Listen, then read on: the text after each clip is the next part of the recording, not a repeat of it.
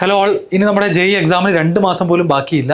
അതിനുവേണ്ടി ആത്മാർത്ഥമായിട്ട് പഠിക്കുന്ന +2ൻ്റെ കൂടെ പഠിച്ചുകൊണ്ടിരിക്കുന്ന കുട്ടികൾക്ക് ഏറ്റവും വലിയൊരു ചാലഞ്ച് എന്ന് പറയുന്നത് നമ്മുടെ ബോർഡ് എക്സാമിനേഷൻസ് തന്നെയാണ്. ഈ ഡിസംബറിൽ ക്രിസ്മസ് എക്സാം എഴുതാൻ പോകുന്ന കുട്ടികളുണ്ട്. സ്കൂളിലെ പ്രീ മോഡൽ എക്സാമുകൾ സ്റ്റാർട്ട് ചെയ്യാൻ പോവുകയാണ്.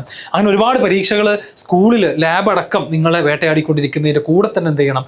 JEEക്ക് പ്രിപ്പയർ ചെയ്യണം, റൈറ്റ്? അപ്പോൾ എങ്ങനെ നമുക്ക് ഈ 2 എക്സാമിനേഷൻസും മാസ്റ്റർ ചെയ്യാം വിത്തൗട്ട് ബേൺ ഔട്ട്? നമ്മൾ ആകെ തളർന്ന് ക്ഷീണിച്ച് പോവാതെ എങ്ങനെ സ്ട്രാറ്റജൈസ് ചെയ്തുകൊണ്ട് പ്രയോറിറ്റൈസ് ചെയ്തുകൊണ്ട് നമുക്ക് അടുത്ത ഒരു 2 മാസം പ്ലസ് അവിടെ നിന്ന് അങ്ങോട്ടുള്ള ഒരു 3 മാസം അല്ല, ടോട്ടൽ ഒരു 5 മാസം, മെയ് അവസാനം വരെ നമുക്ക് എക്സാമുകൾ ഉണ്ടായിക്കൊണ്ടേയിരിക്കും. അപ്പോൾ ഇതെങ്ങനെ മാനേജ് ചെയ്യുക എന്നുള്ളതാണ് ഈ ഒരു വീഡിയോയിലൂടെ ഞാൻ പറയാൻ ഉദ്ദേശിക്കുന്നത്. നിങ്ങൾ ഏത് സിലബസിൽ പഠിക്കുന്ന കുട്ടികളാണെന്നുണ്ടെങ്കിലും മുഴുവനായിട്ട് എന്ത് ചെയ്യുക, കാണാൻ വേണ്ടി ശ്രമിക്കുക. അപ്പോൾ ഇവിടുത്തെ പ്രശ്നം എന്ന് പറയുന്നത് ഈ 2 എക്സാമും വന്ന് നിങ്ങളെ ഷെഡ്യൂൾ ഹെക്റ്റിക് ആവുക എന്നതിലപ്പുറത്തേക്ക് കുറച്ചുകൂടെ നമ്മളൊന്ന് ആഴത്തിലിറങ്ങി ചിന്തിക്കുകയാണെന്നുണ്ടെങ്കിൽ problem is actually not the exams but inconsistency in study habits. നമ്മുടെ സ്റ്റഡി ഹാബിറ്റുകൾ കൃത്യമായിട്ട് നമ്മൾ ഷെഡ്യൂൾ ചെയ്യാതെ മാനേജ് ചെയ്യാതെ പോയി കഴിഞ്ഞാൽ അതിലുണ്ടാകുന്ന ഇൻകൺസിസ്റ്റൻസിയാണ് ഒരു പ്രശ്നം.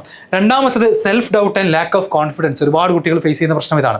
അവർക്ക് അവരെ തന്നെ സംശയം, ഇത് രണ്ടും കൂടെ ഒക്കെ നടക്കുമോ? സ്കൂളിൽ മാർക്ക് വാങ്ങണം, ഇവിടെയും മാർക്ക് വാങ്ങണം, ഇതൊക്കെ എങ്ങനെ പോസിബിൾ ആകും എന്നുള്ള സംശയം കോൺസ്റ്റൻ്റ് ആയിട്ട് ഉള്ളിൽ കിടന്ന് കളിക്കുമ്പം നമുക്ക് എന്ത് ചെയ്യാൻ പറ്റില്ല? ആത്മാർത്ഥമായിട്ടിരുന്ന് പഠിക്കാൻ കഴിയില്ല. Day dreaming about outcomes. എന്തൊക്കെയാണ് സംഭവിക്കാൻ പോകുന്നത്? സ്കൂൾ എത്ര മാർക്ക് കിട്ടും, ഏത് NITയിൽ കയറും, ഏത് IITയിൽ കയറും, what will happen in the exam, അങ്ങനെ ഔട്ട്കം മാത്രം ആലോചിച്ചുകൊണ്ടേയിരിക്കുക. ഈ ഒരു 2 മാസം എന്ന് പറഞ്ഞു കഴിഞ്ഞാൽ നമ്മൾ ഔട്ട്കമ്മിനെ കുറിച്ച് അല്ല ആലോചിക്കേണ്ടത്. പകരം നമ്മൾ ചെയ്യാനുള്ള ആക്ഷൻസ് പ്രോപ്പറായിട്ട് ചെയ്യുക എന്നുള്ളതാണ് ഈ 2-3 മാസത്തിൽ നമ്മൾ ചെയ്യേണ്ടത്. Panic mode before exams. ഓരോ എക്സാമും ഓരോ മോഡൽ എക്സാമിന് മുന്നേ പാനിക് ആവുകയാണ്. സ്കൂളിലെ യൂണിറ്റ് ടെസ്റ്റ് ഉണ്ടെങ്കിൽ അതും പാനിക് ആവുകയാണ്. അപ്പോൾ അനാവശ്യമായിട്ട് പേടി വന്നുകൊണ്ട് എന്ത് ചെയ്യാണ്? ആങ്ഷ്യസ് ആയിക്കൊണ്ട് നമ്മുടെ പഠനം എന്ത് ചെയ്യാണ്? മോശമായി പോവുകയാണ്. Poor prioritisation of topics. ഇവിടെയാണ് നമ്മൾ ശ്രദ്ധിക്കേണ്ടത്. നമ്മുടെ ടോപ്പിക്സ് മാത്രമല്ല, ഏത് എക്സാമിന് നമ്മൾ എപ്പോൾ പഠിക്കുന്നു എന്നുള്ളതടക്കം കൃത്യമായിട്ട് നമ്മൾ എന്ത് ചെയ്യണം? പ്രയോറിറ്റൈസ് ചെയ്യേണ്ടതായിട്ടുണ്ട്. അപ്പോൾ ആദ്യം മനസ്സിലാക്കേണ്ടത് മൈൻഡ് സെറ്റിൽ ഒരു ഷിഫ്റ്റ് വരണം. ഈ ബോർഡ് എക്സാമും അതുപോലെ തന്നെ JEE എക്സാം എന്ന് പറയുന്നത് വേറെ എക്സാംസ് അല്ല സത്യം പറഞ്ഞു കഴിഞ്ഞാൽ. ഓക്കെ, ഈ ഒരു വേയിൽ നോക്കുകയാണെങ്കിൽ അത് രണ്ട് എൻറ്റയർലി ഡിഫറെൻ്റ് ആയിട്ടുള്ള എക്സാം ആണ്. ഒന്ന് കോമ്പറ്റേറ്റീവ് ആണ്, ക്വാളിഫയിങ് ആണ്, ഒക്കെ ശരിയാണ്. പക്ഷേ മറ്റൊരു ആംഗിളിലൂടെ നമ്മൾ എന്ത് ചെയ്യണം? ഇത് രണ്ടും വേറെയാണെന്ന് കോൺസ്റ്റൻ്റ്ലി നമ്മുടെ ഉള്ളിൽ തന്നെ ഇങ്ങനെ പറഞ്ഞു കൊടുക്കാതെ ഇതിൽ ഒരുപാട് സിമിലാരിറ്റീസ് ഉണ്ട് എന്നുള്ള കാര്യം നമ്മൾ അക്സെപ്റ്റ് ചെയ്യണം. മനസ്സിലായോ? ഫോർ എക്സാമ്പിൾ, ഇപ്പോൾ നമുക്കറിയാം +2ൻ്റെ ബോർഡ് എക്സാമിൻ്റെ സിലബസ് എന്ന് പറഞ്ഞു കഴിഞ്ഞാൽ ആക്ച്വലി നമ്മുടെ JEEയുടെ 50% സിലബസ് തന്നെയാണ്. അല്ല, NCERT ക്ലാസ് 12നെ ബേസ് ചെയ്തിട്ടാണ് ബോർഡ് എക്സാംസ് നടക്കുക. അത് തന്നെയാണ് നമ്മുടെ JEEയുടെ 50 അല്ലെങ്കിൽ സംടൈംസ് 52% ക്വസ്റ്റ്യൻസ് വരാറുള്ളത് ക്ലാസ് 12ൽ നിന്നാണ്.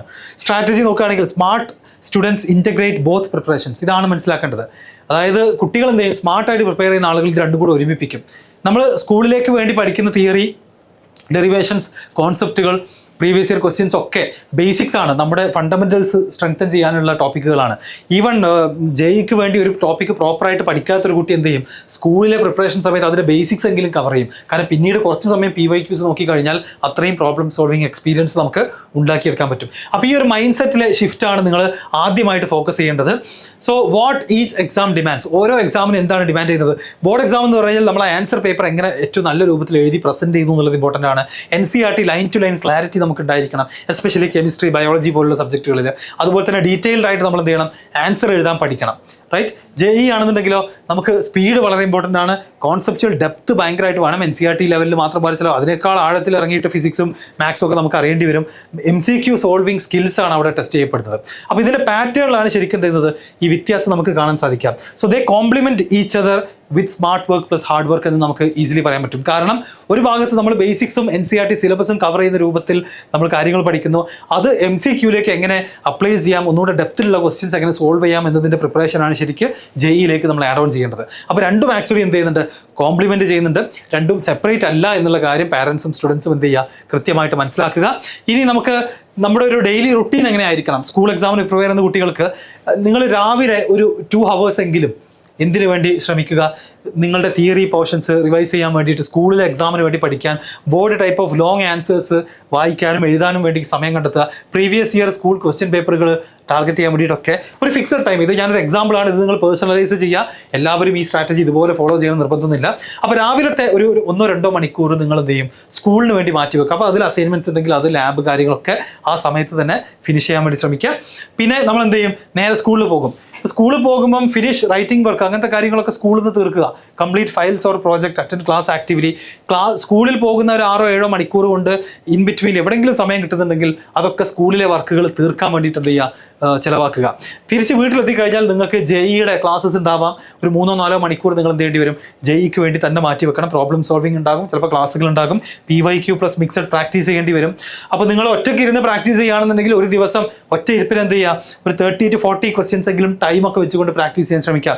അത് പല രൂപത്തിൽ ചെയ്യാം. മേ ബി ഒരു 10 ക്വസ്റ്റ്യൻ മാത്രം ഒരു 15 മിനിറ്റ് ടൈമർ വെച്ചിട്ട് ചെയ്യാം. അതല്ലെങ്കിൽ 30-25 ക്വസ്റ്റ്യൻസിൻ്റെ 1 hour എക്സാം പോലെ തന്നെ പ്രാക്ടീസ് ചെയ്യാം.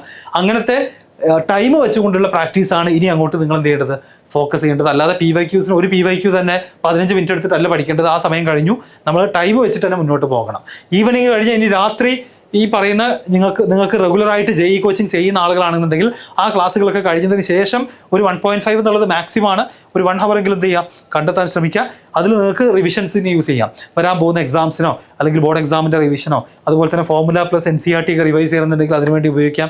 ഒരു 15 to 20 മിനിറ്റ്സ് നിങ്ങളുടെ മിസ്റ്റേക്ക് നോട്ട്ബുക്കുകൾ, ഇത് ഞാൻ എല്ലാവരോടും പറയാനുള്ള കാര്യമാണ്. എസ്പെഷ്യലി ജെഇയുടെ മോഡൽ എക്സാമുകൾ, മോക്ക് എക്സാമിനേഷൻസ് ഒക്കെ എഴുതുന്ന ആളുകൾ, നിങ്ങൾക്ക് പറ്റുന്ന ഏറ്റവും വലിയ മണ്ടത്തരങ്ങൾ, അബദ്ധങ്ങൾ, മിസ്റ്റേക്കുകൾ എന്ത് ചെയ്യുക, ഒരു നോട്ട്ബുക്ക് ആക്കി ഉണ്ടാക്കിയെടുക്കുക. അങ്ങനെയാണെന്നുണ്ടെങ്കിൽ അടുത്ത എക്സാമിന് പോകുക, അതൊന്ന് മറിച്ച് നോക്കിക്കഴിഞ്ഞാൽ നമ്മൾ കഴിഞ്ഞ എക്സാമിന് വരുത്തിയ കെയർലെസ് മിസ്റ്റേക്കുകളൊക്കെ കൃത്യമായിട്ട് നമ്മുടെ മനസ്സിലേക്ക് വരും. അത് വീണ്ടും റിപ്പീറ്റ് ചെയ്യുന്നതിൽ നമുക്ക് എന്ത് ചെയ്യാൻ പറ്റും, എസ്കേപ്പ് ചെയ്യാൻ സാധിക്കും. ഓക്കെ. ആൻഡ് ഫിസിക്സിലേക്ക് വരികയാണെന്നുണ്ടെങ്കിൽ ഇനി ഓരോ സബ്ജക്ട് വൈസ് നോക്കുകയാണെങ്കിൽ ബോർഡ്സ് വൈസ് ജെഇയിൽ ബോർഡ് എക്സാമിൽ ഡെറിവേഷൻസ് വളരെ ഇമ്പോർട്ടൻ്റ് ആണ്, ഡയഗ്രാംസ് ഇമ്പോർട്ടൻ്റ് ആണ്, ഡെഫിനിഷൻസ് ഇമ്പോർട്ടൻ്റ് ആണ്, റൈറ്റ്. എന്നാൽ നമ്മുടെ ജെഇയിലേക്ക് വരുമ്പോൾ നിങ്ങൾക്കറിയാം അവിടെ പ്രോബ്ലം സോൾവിങ്ങിനാണ് കൂടുതൽ ഫോക്കസ് ഉണ്ടായിരിക്കുക. അപ്പോൾ NCERT പ്രോബ്ലംസ് സോൾവ് ചെയ്യാൻ പറ്റുന്ന ആളുകൾ എന്ത് ചെയ്യുക, ചെയ്യുക. അതുപോലെ തന്നെ MCQ ക്വസ്റ്റ്യൻസ് നിങ്ങൾ എന്ത് ചെയ്യുക, പറ്റുന്ന ആളുകൾ സോൾവ് ചെയ്യാം. ഓക്കെ. അപ്പോൾ നിങ്ങൾക്ക് ബോർഡ് എക്സാമിന് വേണ്ടി എസ്പെഷ്യലി CBSEയുടെ ബോർഡ് എക്സാമിനൊക്കെ അത്യാവശ്യം സ്റ്റാൻഡേർഡ് ആയിട്ടുള്ള ക്വസ്റ്റ്യൻ പേപ്പറാണ് ഫിസിക്സ് ഉണ്ടാവാറുള്ളത്. അതുകൊണ്ട് NCERT ക്വസ്റ്റ്യൻസ് ഒക്കെ നിങ്ങൾക്ക് ബോർഡ് എക്സാമിന് വേണ്ടിയിട്ട് എന്ത് ചെയ്യാം, ഡെഫിനറ്റ്ലി സോൾവ് ചെയ്യാവുന്നതാണ്. അതുപോലെ തന്നെ MCQ ക്വസ്റ്റ്യൻസ് രണ്ടിനും CBSEയുടെ എക്സാം ആണെന്നുണ്ടെങ്കിലും കേരള സ്റ്റേറ്റ് ആണെന്നുണ്ടെങ്കിലും ഒക്കെ എന്താണ് ആക്ച്വലി ഇപ്പം MCQs ബോർഡ് എക്സാമിൽ നമ്പർ കൂടിക്കൊണ്ടിരിക്കുകയാണ്. അത് നിങ്ങൾ എന്ത് ചെയ്യുക, സോൾവ് ചെയ്യാൻ വേണ്ടിയിട്ട് ശ്രദ്ധിക്കാം. അപ്പോൾ ഈ 2 എക്സാമിനാണെങ്കിൽ ഫിസിക്സിൻ്റെ കാര്യത്തിൽ ബോത്ത് റിക്വയർ കോൺസെപ്ച്വൽ ക്ലാരിറ്റി എന്നുള്ള കാര്യം ഞാൻ പറയേണ്ട ആവശ്യമില്ല. കെമിസ്ട്രിയിലാണെന്നുണ്ടെങ്കിൽ എപ്പോഴും പറയുന്ന പോലെ തന്നെ NCERT is the king. Majority of the board paper is from NCERT itself. Even ജെഇയുടെ ക്വസ്റ്റ്യൻസ് അടക്കം NCERTയിൽ നിന്ന് തന്നെയാണ് വരുന്നത്. NCERT ഇനോർഗാനിക് കെമിസ്ട്രി ഒക്കെ മുഴുവൻ ലൈൻ ബൈ ലൈൻ നമുക്ക് അറിയണം, കെമിക്കൽ റിയാക്ഷൻസ് അറിയണം. അതുപോലെ തന്നെ ടെക്സ്റ്റ് ബുക്കിലുള്ള എക്സാമ്പിൾസ് എന്ത് ചെയ്യണം, കൃത്യമായിട്ട് അറിഞ്ഞിരിക്കണം. ആൻഡ് ഓൾസോ ജെഇയിലേക്കുള്ള കണക്ഷൻ നോക്കുകയാണെന്നുണ്ടെങ്കിൽ JEE main as direct NCERT questions കെമിസ്ട്രിയിൽ ഒരുപാട് ചോദിക്കാറുണ്ട്, ഫാക്ച്വൽ ക്വസ്റ്റ്യൻസ് വരാറുണ്ട്. സ്ട്രോങ് NCERT എന്ന് പറഞ്ഞു കഴിഞ്ഞാൽ ഓഫ് കോഴ്സ് എന്താണ്, ബോർഡ് എക്സാമിനും ജെഇക്കും ഒരുപോലെ തന്നെ സ്ട്രോങ് ആയി നിങ്ങൾക്ക് പെർഫോം ചെയ്യാൻ സാധിക്കും. 1 thorough NCERT reading helps both exams എന്ന കാര്യത്തിൽ ഒരു സംശയമില്ല. മാത്തമാറ്റിക്സിലേക്ക് വരികയാണെന്നുണ്ടെങ്കിൽ നിങ്ങൾക്കറിയാം അവിടെ നമുക്ക് കൃത്യമായിട്ടുള്ള ക്ലാരിറ്റി, സ്പീഡ്, നമ്മുടെ ഒരു അക്യൂറസി ഒക്കെ വളരെ ഇമ്പോർട്ടൻ്റ് ആണ്. Focus on writing clear steps. Board എക്സാമിന് ആ സ്റ്റെപ്പുകൾ ക്ലിയർ ആയിരിക്കണം. അത് ഒരുപാട് സ്കിപ്പ് ചെയ്താൽ നിങ്ങൾക്ക് ഫുൾ മാർക്ക് കിട്ടിയെന്ന് വരില്ല. അതുപോലെ തന്നെ ഷോ ഓൾ വർക്കിംഗ്, നിങ്ങളുടെ എല്ലാ വർക്കും അത് ആൻസർ പേപ്പറിൽ കാണിക്കാൻ ശ്രമിക്കുക. Presentation matters. ഒരുപാട് വാരി വലിച്ച് അവിടെയും ഇവിടെയൊക്കെ എഴുതി കഴിഞ്ഞാൽ ഫുൾ മാർക്ക് നമുക്ക് നഷ്ടപ്പെട്ടേക്കാം. ജെഇയിലേക്ക് വരികയാണെങ്കിൽ NCERT problems R JEE relevant. പക്ഷേ അത് എല്ലാവരും ജെഇക്ക് പ്രിപ്പയർ ചെയ്യുന്നൊരു കുട്ടി ഫസ്റ്റ് റൗണ്ടിൽ NCERTയിൽ എല്ലാ ക്വസ്റ്റ്യൻസും ചെയ്ത് തീർത്തിട്ടുണ്ടാകുമെന്നാണ് ഞാൻ വിചാരിക്കുന്നത്. Build problem solving speed. അപ്പോൾ മാത്സ് നിരന്തരം പ്രാക്ടീസ് ചെയ്തുകൊണ്ടിരിക്കുക. വീണ്ടും വീണ്ടും വീഡിയോസ് കാണേണ്ട ആവശ്യമില്ല, തിയറി വായിക്കേണ്ട ആവശ്യമില്ല. കോൺസെപ്റ്റ് ഒക്കെ ഓൾറെഡി വളരെ കുറച്ചേ ഉള്ളൂ. മാക്സിമം ക്വസ്റ്റ്യൻസ് പ്രാക്ടീസ് ചെയ്യുക എന്നുള്ളതാണ് മാത്തമാറ്റിക്സിൽ നിങ്ങൾ ചെയ്യേണ്ടത്. Master concepts, not just formula മാത്രം പഠിച്ചതുകൊണ്ട് ഫിസിക്സിലും കെമിസ്ട്രിയിലൊക്കെ ചിലപ്പോൾ നമുക്ക് ഡയറക്റ്റ് ഫോർമുലയിൽ ആൻസർ ചെയ്യാൻ പറ്റുന്ന ക്വസ്റ്റ്യൻസ് വരാറുണ്ട്. പക്ഷേ മാത്തമാറ്റിക്സ് എന്ന് പറയുന്നത് എന്താണ്, ആ കോൺസെപ്റ്റും അതിൻ്റെ ആപ്ലിക്കേഷൻ കൃത്യമായിട്ട് അറിയണം.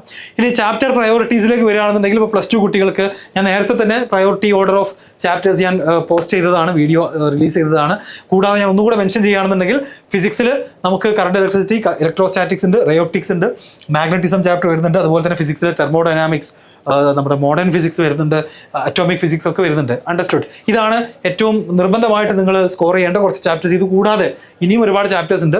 അതൊക്കെ ഞാൻ എന്ത് ചെയ്തിട്ടുണ്ട്, ടോപ്പ് വെയിറ്റേജ് ഉള്ള ചാപ്റ്റേഴ്സിൻ്റെ ഒരു സെപ്പറേറ്റ് വീഡിയോ ആയിട്ട് ചെയ്തിട്ടുണ്ട്. ഇനി പ്രയോറിറ്റി 2, ഇത് 1 ആണ്, സെക്കൻഡ് പ്രയോറിറ്റി. ഇത് രണ്ടും കൂടെ നമുക്ക് ഒരുമിച്ച് വേണം പഠിക്കാൻ. ഇത് രണ്ടും നമുക്ക് സ്കിപ്പ് ചെയ്യാനൊന്നും കഴിയില്ല.